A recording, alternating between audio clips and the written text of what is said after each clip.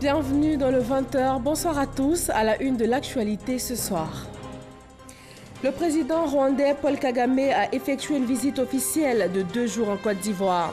Séjour fructueux pour les deux pays, il aura permis, après un tête-à-tête entre les deux présidents, la signature de 4 accords de coopération qui vont renforcer l'axe Abidjan-Kigali.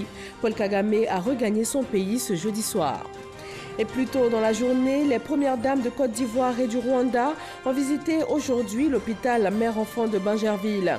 Infrastructure sanitaire de pointe qui prend en charge la santé du couple mère-enfant et permet aux plus démunis d'avoir accès à des soins de qualité. La Côte d'Ivoire dirige le Conseil de sécurité des Nations Unies pour ce mois de décembre. Mais sa composition actuelle fait débat. Selon certains experts et des représentants de pays membres de l'ONU, elle ne reflète plus la société internationale actuelle. Des propositions de réforme ont été faites par des États. Et puis élection législative au Togo, plus de 3 millions d'électeurs ont été appelés à élire 91 députés. Un scrutin cependant sans enjeu puisque la coalition des 14 partis d'opposition a décidé de le boycotter. Merci d'être avec nous ce soir sur RTI 1. Nous sommes ravis de vous retrouver. C'est la fin du séjour du président rwandais en Côte d'Ivoire. Paul Kagame et son épouse ont passé 48 heures dans le pays. Ils ont été raccompagnés à l'aéroport par le couple présidentiel ivoirien. La visite officielle de 48 heures a été marquée par la signature de 4 accords bilatéraux.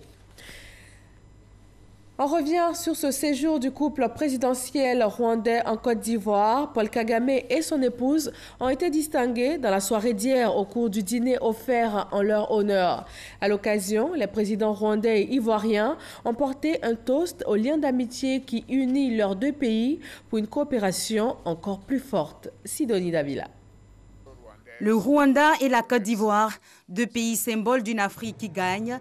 C'est en ces termes que s'est exprimé le président Alassane Ouattara à l'occasion du dîner offert en l'honneur du président Paul Kagame en visite d'amitié et de travail en Côte d'Ivoire.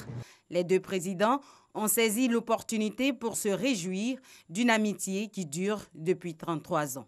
Ces relations s'expriment notamment par des voies multiformes, dont l'établissement des relations diplomatiques, les visites réciproques de hauts responsables, ainsi que la coopération agissante des organismes régionaux et internationaux. J'ajoute à cela le pont qui existe désormais entre nos pays et nos peuples, avec la desserte depuis l'année dernière de la ligne Abidjan-Kigali par la compagnie aérienne rwandaise. Si nous pouvons légitimement nous réjouir de ces points positifs, il convient de relever que sur le plan commercial et économique, les échanges entre nos deux pays ne reflètent pas l'excellence de nos relations. En effet, les statistiques à notre possession indiquent que les échanges commerciaux quasi inexistants. Nous avons le potentiel pour changer cette situation et booster les échanges économiques et humains entre nos pays.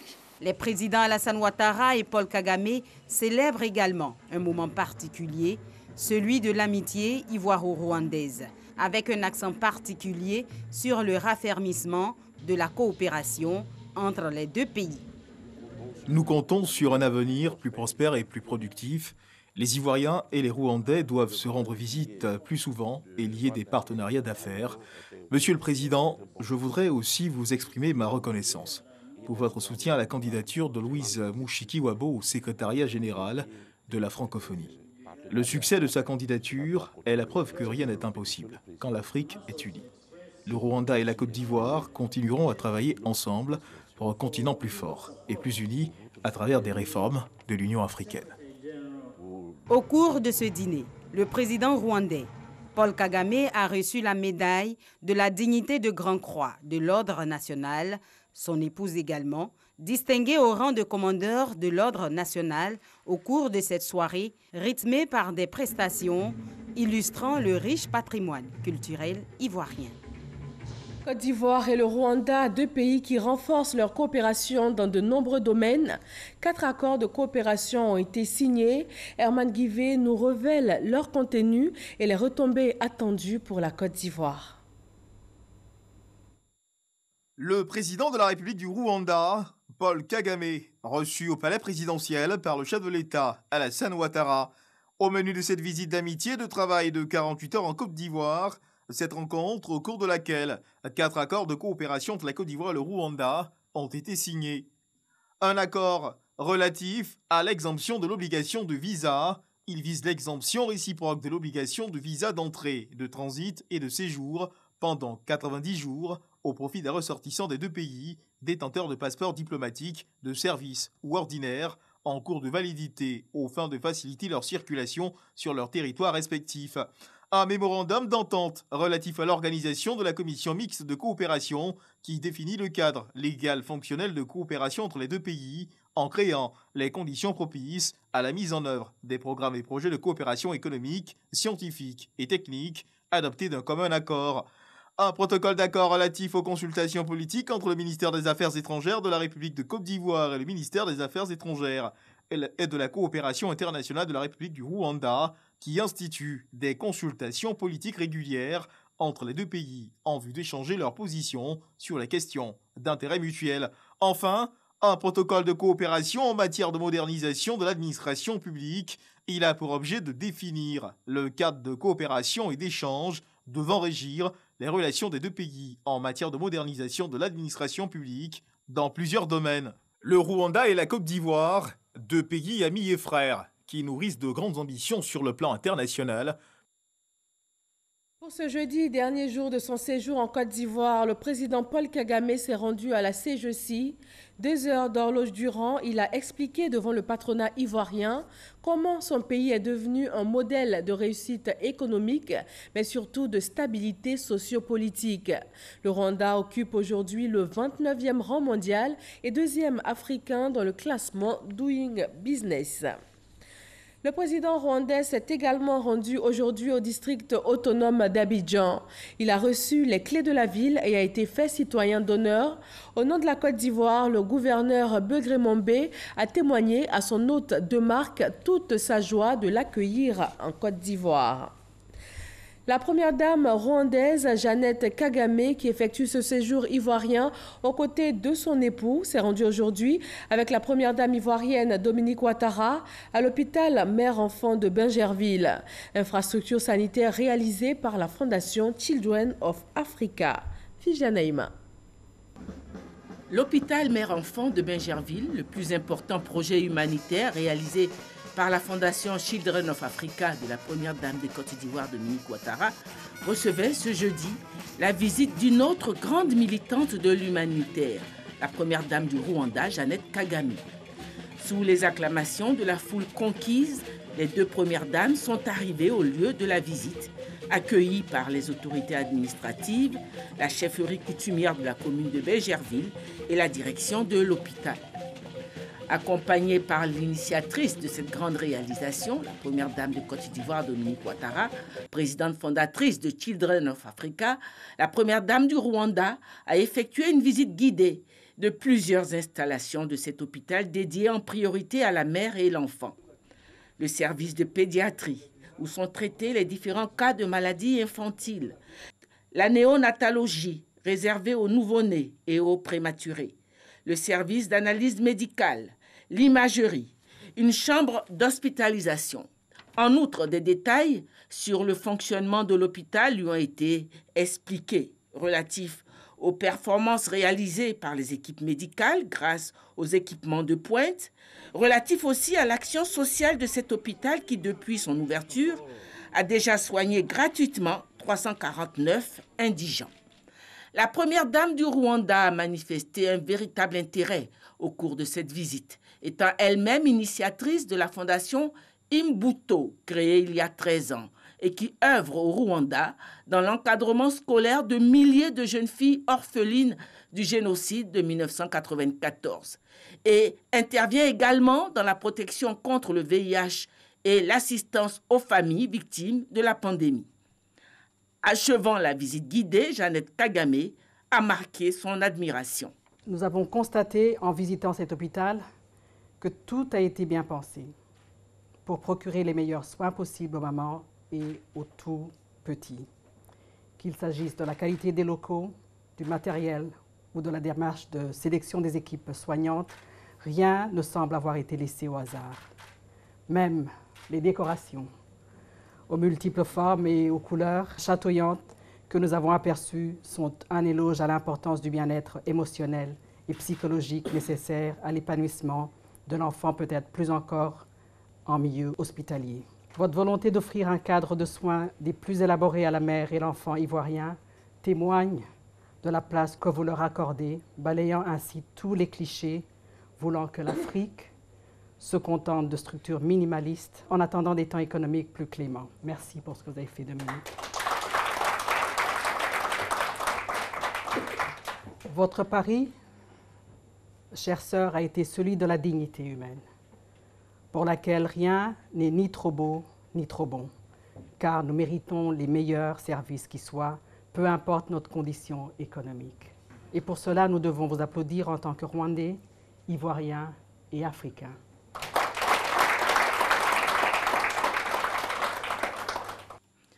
Émue, la première dame de Côte d'Ivoire lui a traduit en retour son estime et sa grande considération.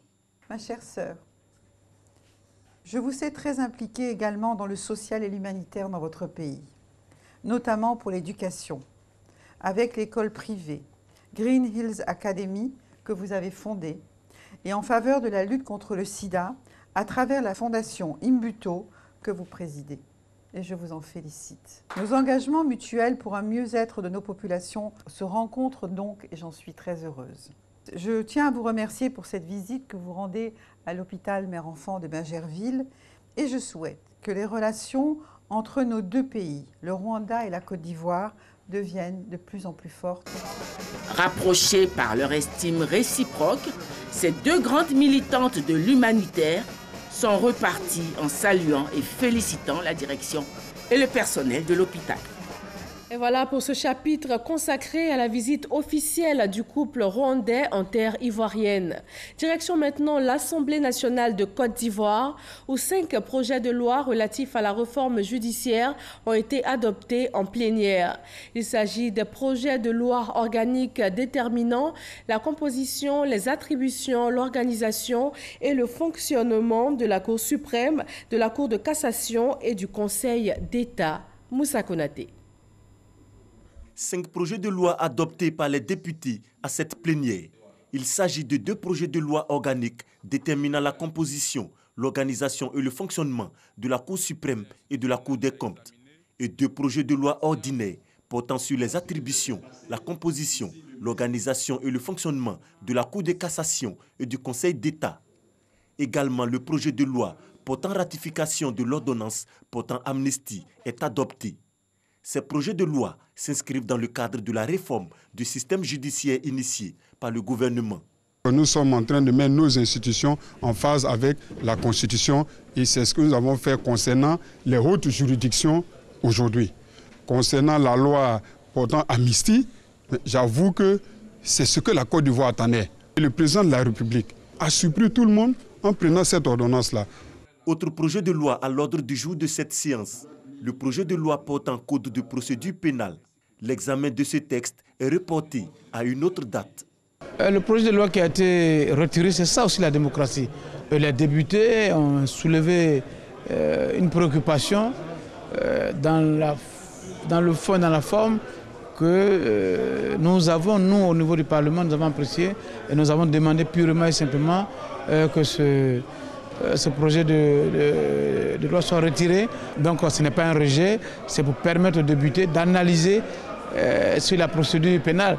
Donc c'est une loi qui intéresse les députés et les Ivoiriens. Et au niveau du règlement de l'Assemblée nationale, une fois que la commission arrête son rapport, ce rapport doit être communiqué au gouvernement et aux députés 48 heures avant la plénière.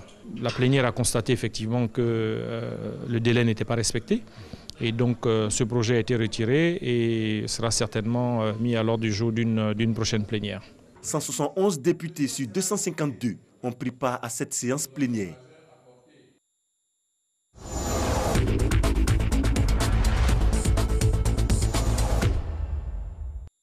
Sahel, la Côte d'Ivoire assure la présidence du Conseil de sécurité des Nations Unies durant tout ce mois de décembre. Mais la composition actuelle de ce conseil fait l'objet de critiques. Selon des experts, elle ne reflète pas la société internationale contemporaine. Le veto dont disposent certains États membres serait dépassé. Gabriel Zani.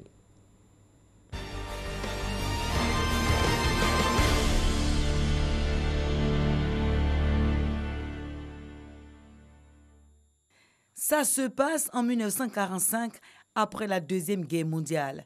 Tout part de l'idée de mettre en place un système dans lequel les 5 grandes puissances ayant remporté la Seconde Guerre mondiale auraient le pouvoir d'arbitrer les conflits entre les autres États du monde. La France, les États-Unis, la Grande-Bretagne, la Russie et la Chine, ces 5 vainqueurs de la Deuxième Guerre mondiale deviennent les gardiens de la paix dans le monde. Responsabilité qu'ils n'avaient pas au sein de la Société des Nations. L'ancêtre de l'ONU, le Conseil de sécurité, est créé alors en 1945. Ces 5 vainqueurs sont toujours les mêmes qui, après 70 ans, sont toujours membres au Conseil. Ils sont membres permanents, ils ont le droit de veto, ils ont pouvoir d'influer sur les décisions, sur les résolutions du Conseil. En 1945, l'ONU compte 51 États membres. Le Conseil de sécurité était composé de 11 membres, 5 membres permanents avec droit de veto et 6 non permanents.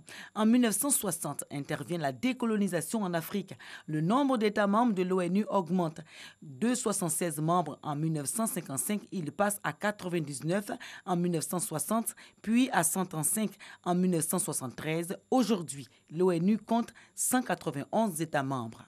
Historiquement, à l'époque, ce pouvoir était fondé sur le postulat de la puissance, de la démographie, la puissance militaire et la puissance nucléaire. Au-delà de 1945, il y a d'autres puissances qui sont nées. Avec l'évolution des rapports de force dans le monde, la composition du Conseil de sécurité est mise sur la table des discussions. En 1963, 43 États demandent une réforme du Conseil de sécurité à l'Assemblée générale. Le Conseil de sécurité est révisé le 1er janvier 1966. 15 États membres, dont 5 permanents. Les 10 membres non permanents sont élus par l'Assemblée générale pour des mandats de 2 ans non immédiatement renouvelables. 3 d'entre eux doivent être des pays africains, 2 des pays asiatiques, 2 de l'Amérique latine, 2 de l'Europe occidentale et d'autres pays et 1 de l'Europe orientale. Mais les critiques persistent malgré cette réforme. La question de la restructuration du Conseil de sécurité a été initiée par feu Kofi Annan. Mais la réforme se discute à l'Assemblée générale, pas au Conseil de sécurité. Donc il faut qu'elle arrive à son terme à l'Assemblée générale avant d'être soumise au Conseil de sécurité. Donc c'est un processus qui est en cours, c'est un processus qui sera long, mais à chaque fois qu'on pourra faire avancer ce processus, nous serons présents au rendez-vous. Les propositions de réforme se multiplient alors. En 2004, une étude est menée sur la question par des personnalités de haut niveau. Dans leur rapport, l'on retient une division du monde en 4 pôles géographiques, ce qui donne pour une première proposition création de 6 sièges permanents, 2 pour l'Afrique, 2 pour l'Asie, 1 pour l'Europe et 1 pour l'Amérique, sans droit de veto, et de 3 nouveaux sièges non permanents, 1 pour l'Afrique, 1 pour l'Asie et 1 pour l'Europe. Dans une deuxième proposition, création de 8 sièges avec un mandat de 4 ans, 2 pour chaque continent. Le nombre de sièges avec un mandat de 2 ans passerait de 10 à 11. 4 pour l'Afrique, 3 pour l'Asie, 2 pour l'Amérique et 2 pour l'Europe. L'ossature même du Conseil de sécurité, ils avaient souhaité qu'il y ait une représentation des pays. Il n'y a pas eu d'évolution sur la question, il n'y a pas eu d'entente sur la question. Les pressentis continentaux eux-mêmes n'ont pas pu s'entendre, parce que je prends le cas de l'Afrique du Sud, le Nigeria et l'Égypte. Bon, les pays arabes ont dit non, nous supportons l'Égypte. Et les pays africains ont dit nous supportons le Nigeria et l'Afrique du Sud. Donc jusque-là, c'est le statu quo. Au-delà de ces propositions d'ouverture, le droit de veto est pointé du doigt. Est-ce que c'est une bonne chose que certains pays seulement aient le droit de veto? Ça c'est non, je vous réponds tout de suite. Mais est-ce que ce serait une bonne chose que le droit de veto même existe dans le fonctionnement du Conseil de sécurité des Nations Unies? Moi, je peux vous donner une réponse qui n'engage que moi, qui est personnelle. Je dis non. Le premier point, c'était d'abord le droit de veto, qui est un droit exorbitant accordé à un pays que lorsqu'il n'est pas d'accord, lorsque le débat bloque, au-delà du vote à la majorité simple des 2/3, a la capacité carrément de bloquer tout débat et même d'annuler le sujet et de reporter les négociations s'il y avait cours. Mais effectivement, ce pouvoir jugé très exorbitant, il fallait élargir ce champ d'action de ces puissances. L'élargissement du Conseil de sécurité souhaitable pour favoriser la gouvernance mondiale? Oui, la réponse est positive.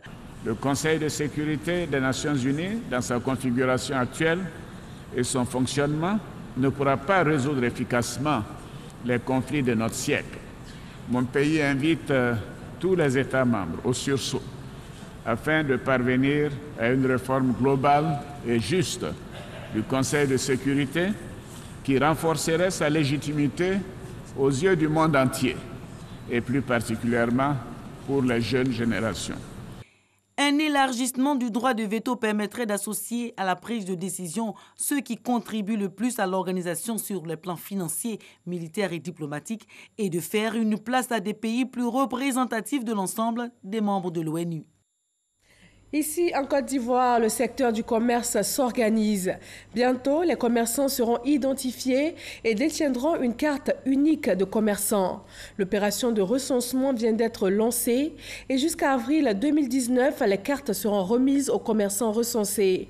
Ce titre administratif valable sur 2 ans va leur offrir plusieurs avantages, dont un accès plus facile au financement. Salimatou Dia.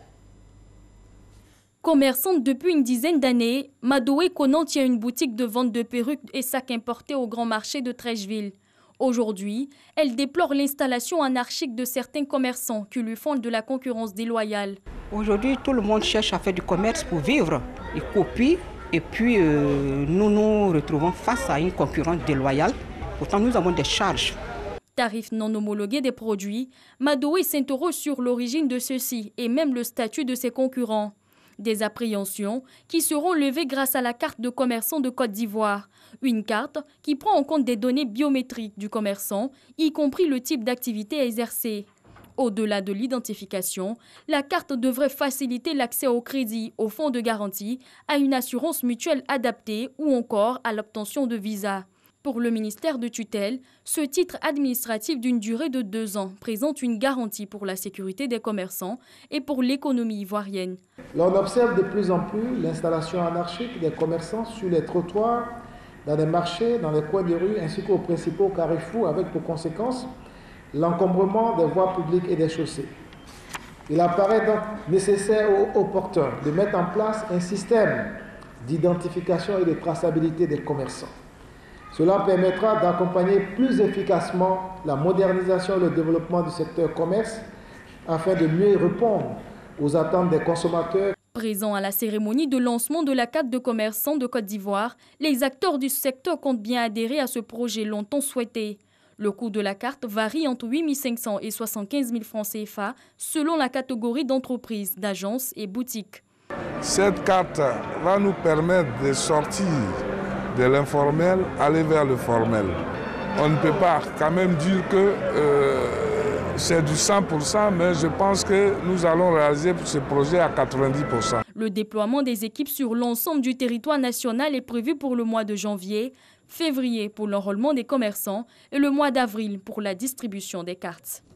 Dans le domaine de l'emploi des jeunes et particulièrement la réinsertion des migrants, le Fonds fiduciaire de l'Union européenne et l'Organisation internationale pour les migrations initient des journées portes ouvertes à Azaguié dans le sud du pays. Un échantillon de 50 migrants ivoiriens ont pu être réinségrés grâce à un programme de formation théorique et pratique en production végétale et animale. Aboulaye Koné.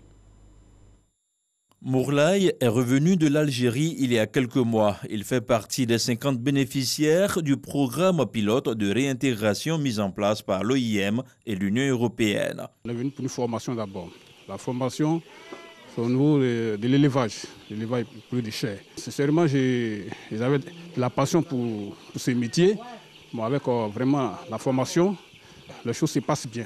L'initiative Fonds fiduciaire de l'UE-OIM pour la protection et la réintégration des migrants en Côte d'Ivoire a fait l'objet d'un appel d'offres remporté par ce centre d'incubation qui a accueilli des migrants à Azagui en leur proposant 3 projets de réinsertion. Le résultat, c'est qu'on a 50 hectares de pépinières de cacao, 50 hectares de pépinières de palmiers, 50 hectares de pépinières de bananes.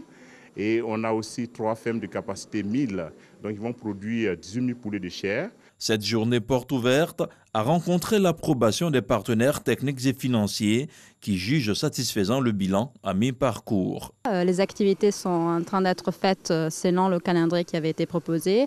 Les migrants sont très satisfaits, ils participent de façon assidue aux activités. C'est un projet qui concerne plusieurs pays et les résultats obtenus en Côte d'Ivoire sont des résultats vraiment encourageants. Donc on a vraiment une belle dynamique ici en Côte d'Ivoire et je dirais que d'un point de vue de l'Union européenne, nous sommes vraiment très satisfaits. La Côte d'Ivoire, qui accueille en moyenne 150 migrants par mois, compte élargir son programme de réinsertion à tous les émigrés de retour au pays. Le plan de réinsertion et de réintégration de migrants de retour, je pense que toutes ces choses-là seront mises à jour et ceux qui sont venus, qui n'ont pas pu être insérés dans le cadre du fonds fiduciaire de l'OIM pourront trouver satisfaction ailleurs. Cette journée porte ouverte a surtout permis au public de découvrir le mode de réinsertion proposé aux migrants qui sont formés au métier du bâtiment, à l'élevage et à l'agriculture. Les 50 premiers bénéficiaires seront installés à leur propre compte après leur formation. L'Autorité nationale de la presse, ANP, appelle les journaux périodiques et productions d'informations numériques à se conformer à la loi du 27 décembre 2017 portant régime juridique de la presse. Pour les organes de presse, il s'agit entre autres de s'attacher les services d'un directeur de publication, journaliste professionnel d'au moins 10 ans d'expérience et de satisfaire à toutes les obligations qui leur incombent. Disposition valable pour la presse numérique qui devra en plus procéder à la constitution légale des entreprises éditrices de leurs titres. Le délai de 12 mois venant à expiration le 2 mars 2019, l'ANP invite les organes de presse imprimés et numériques à se conformer au texte en vigueur. La ville de Kourigba au Maroc est pour quelques jours la capitale du cinéma africain. La 21e édition du Festival africain du cinéma s'y tient. 15 films sont en compétition, dont un de la Côte d'Ivoire. Isaïo. Levé des rideaux sur la 21e édition du Festival du cinéma africain de Kourigba, localité située à 120 km de Casablanca, la capitale économique marocaine. Pendant 7 jours, le 7e art africain est célébré à travers des projections de films, des colloques et des conférences débats. Ce festival créé depuis 1977 a considérablement œuvré pour la promotion du cinéma sur le continent selon l'initiateur.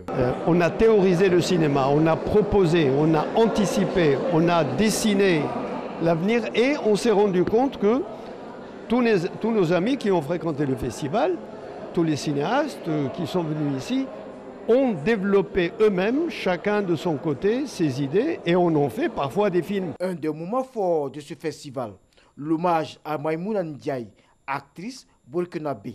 Une distinction qui récompense ses prix de meilleure interprétation féminine dans les films La chasse aux papillons et L'œil du cyclone. C'est une fierté après tant d'années d'exercice en tant qu'actrice au théâtre, au cinéma. J'ai aussi été danseuse et tous les prix que j'ai eus depuis le FESPACO 2015, en passant par les écrans noirs, en passant par la première interprétation à Kourigba ici même, au Festival de Carthage au Burundi. Je pense qu'après toutes ces années, ça fait vraiment du plaisir, ça donne du baume au cœur. Cette 21e édition du festival est marquée par la présence de nombreux comédiens, cinéastes, intellectuels et critiques de cinéma. C'est vrai qu'on fait du cinéma commercial, on fait tout ce qu'il faut, mais il faut aussi faire des cinémas d'auteur, des cinémas de critique. Donc quand on se retrouve avec de ces personnes averties, il n'y a rien de plus extraordinaire que d'être heureux en fait. Ce n'est pas ma première fois, ça fait ma deuxième fois. La première fois, j'avais un film en compétition et je suis heureuse de retrouver des visages que je n'ai pas vus il y a longtemps. Et c'est toujours un plaisir. Kourigba, c'est un festival de rencontres. Et la diversité des gens qui viennent ici, des réalisateurs, des critiques, le choix des membres du jury, l'accueil, la préparation, l'organisation, tout ça fait que Kourigba reste une date pour nous en Afrique.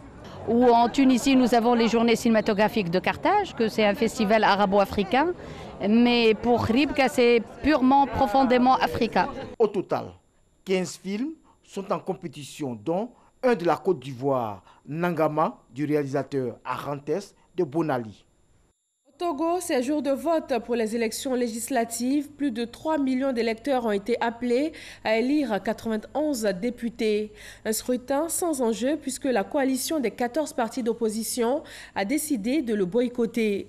Depuis un an, le pays est plongé dans une crise politique. Des dizaines de manifestations ont été organisées pour réclamer le départ du président Faure Gnassingbé.